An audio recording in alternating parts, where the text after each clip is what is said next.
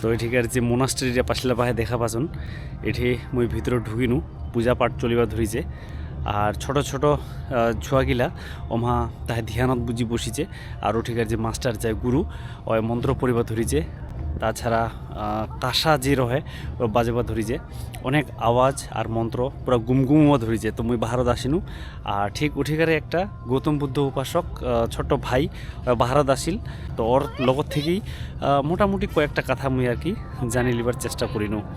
बाबू आपका नाम क्या है? दावत और पूजा पाठ शुरू हो गया क्या? शुरू कितने बजे पूजा शुरू होता है 4 बजे और ख़त्म कितने बजे? 5 बजे पढ़ाई भी होता है पूजा पाठ। দাওয়াত তেনজিং হচ্ছে বাবুরার নাম যায় গৌতম বুদ্ধর উপাসক আর পূজা পাঠও হচ্ছে ওটা পড়াশোনা হচ্ছে তো ওর বেশভূষা তোমার দেখিলন আর ওটাকে যে প্রদীপ জ্বালাইছিল ওলা কিন্তু বাহার দানিয়া হয় ধুবার জন্য আসিছে ওই সময় মুই ওর একটা ভিডিও করিলিনু।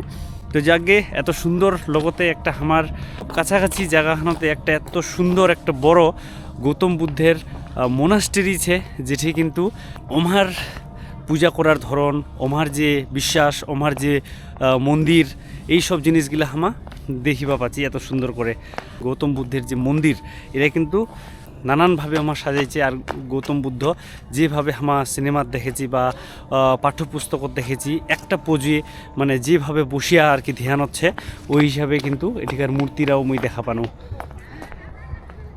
তো খুবই ভালো লাগিল তোমাও কোনো দিন এটি আসিয়া একটা সুন্দর সময় কাটাই যাবা পারন খুব কাছাকাছি রাঙ্গাপানির এঠে। যাকে আজকের ভিডিওখন মুই এটি শেষ করিনু তোমার সঙ্গে দেখা হবে নয়া একখান ভিডিওত নয়া একটা গ্রামত। তো সবাই ভালো রহন সবাই সুস্থ রহন টাটা বাই বাই।